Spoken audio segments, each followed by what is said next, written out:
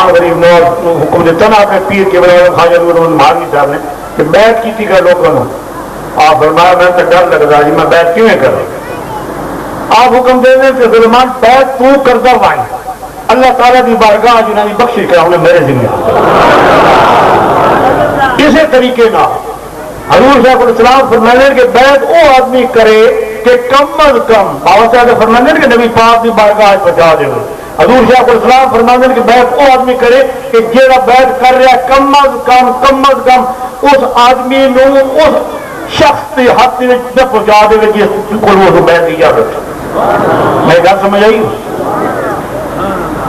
کہ جس وقت وہ بیعت جی ہے وہ مل کر دے کہ جس کو بیعت کی اجازت اس تک پہنچا دے نا، پھر وہ اگا پہنچا دے جس کو اجازت ہی نہیں، جس کو پتہ ہی نہیں کہ بیعت کیا ہے، مسئلہ بڑا نازک ہے اور اس سے محتاط رہو۔